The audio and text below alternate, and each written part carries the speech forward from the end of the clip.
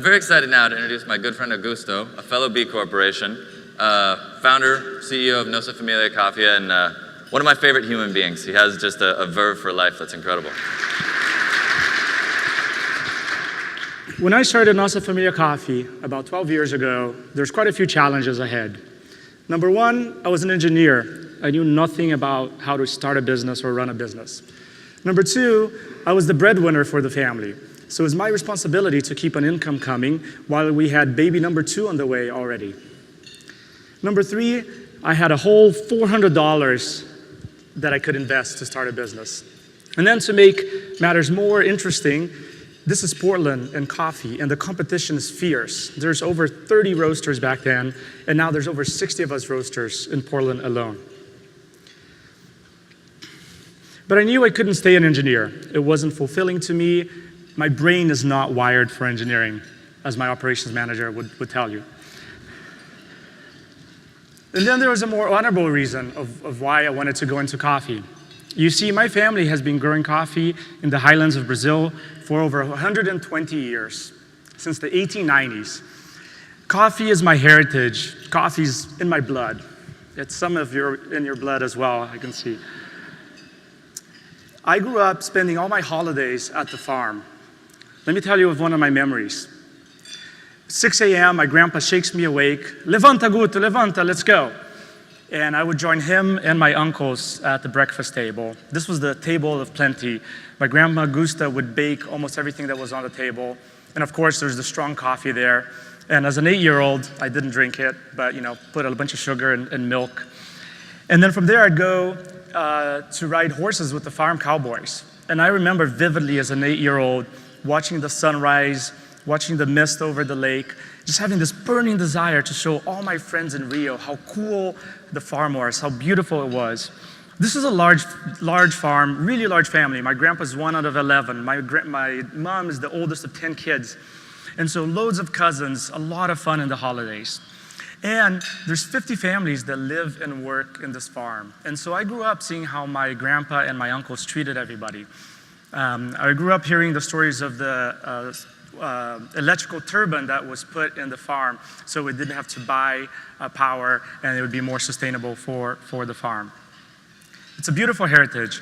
And as I got older, I realized that farming is really hard and there's a lot of risk involved and it's not a guaranteed thing. And it's amazing that the sustainability in the farm, sustainability, the ability to sustain, both environmentally and economically, what my family had done. So there's a lot of pride. So here I am in Portland. I have the story. I think I'm going to get started. And I sat down with a friend who was a veteran in the coffee industry. And I'm here to get some advice. I really trust what he has to say. And he says, Augusto, this is going to be really tough. I don't think you can start a coffee company with coffee from just one farm, from one country. Look at the competition out there. It's crazy. People are featuring coffees from 20 different countries. And so that was fun to hear. I had enough challenges already. But that gave me my first insight into competition and how I think about competition. First, competition is good. Coffee in Portland is so good because there is so much competition. And then the insight I got was that I wasn't going to worry about what the competition was doing. I was going to worry about finding customer insights. What is it that customers want? And I knew from my experience, from seeing my wife and friends shop at New Seasons, that people want a story. They want a connection with the products they buy. And I had that story. And so we aimed to showcase Brazilian coffee, which was not very well marketed. And more than that, we aimed to market coffee from my family's farm. So we even created a family line. So the coffees that we have are named after people in my family. Ernesto's, Teodoro's Italian Roast. When I go back home, I even say, hey, Teodoro's is outselling Ernesto's. Camilla's, which is one of my favorites, named after my daughter. Matilda's French Roast, which is named after my great-grandmother. And get this, she was born in 1888 and passed away in 1991 at 103 years old. So we have this beautiful family heritage, and that's what we've focused on. What else have we done to carve a niche in this highly competitive industry? One of the core values at Nossa Familia is ABMF, always be making friends.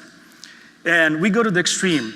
I've reached out to the competition, and we're probably one of the only roasters that has done this, but we've reached out to other roasters and we've said, hey, what you're doing is pretty cool. Your coffee is awesome. Would you like to do a trade? We'll feature your coffee at our espresso bar, and you can feature ours. It's a great way to reach out, make more friends in your own industry, and learn from each other. Our purpose at Nossa Familia, our reason for being, is to deliver farm-direct coffee and nurture positive relationships locally and globally. With that in mind, we decided to expand the Familia. My family is big enough in Brazil, but we wanted even more. Part of it was just the excitement of being able to travel to other countries, and part of it was desire to help farmers in other countries. The first country that we started doing business with outside of Brazil was Guatemala. And Guatemala, despite all the negative things that happen there, has a beautiful coffee scene. It's a beautiful country. We actually just took 22 people to Guatemala. I came back a week ago. And I got to hang out with Timoteo. He's a farmer that grows about 30 big bags of coffee. And we buy 70% of his production. And it was really awesome to be there the second year in a row and see the progress they've made with the co-op. He's also the president of the co-op. And the coolest thing was, through our Give Back program, when we started Nossa Familia, we started setting aside funds from every pound of coffee that we sold. And we donate at least 10% of our profits every year.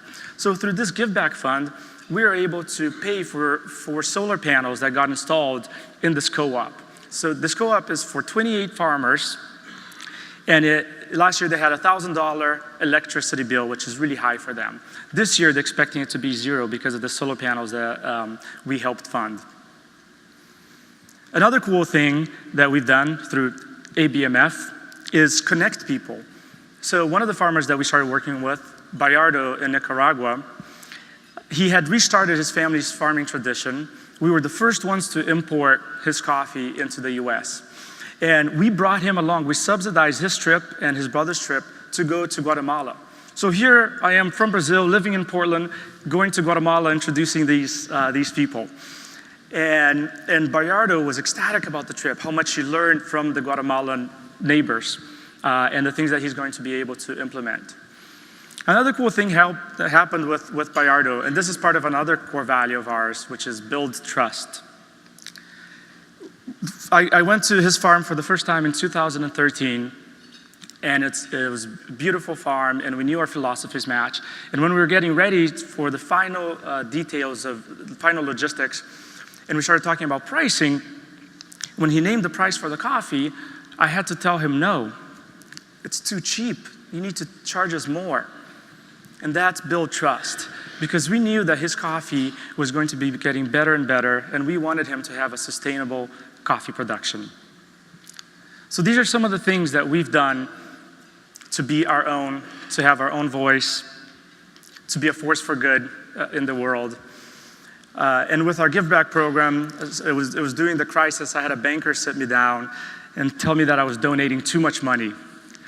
And that was also hard to hear, but we kept on donating money. And when I wrote a $2,000 check to Habitat for Humanity in December, our total donations since our inception reached $100,000. And that was a huge moment of pride that as a small company, we could have that big of an impact. So I'll close today with an invitation. First, ABMF. Let's make more friends at your table, in Portland, and around the world. And then, the main thing, a quest to make more honorable decisions in our businesses, our day-to-day lives, and be a force for good. Thank you.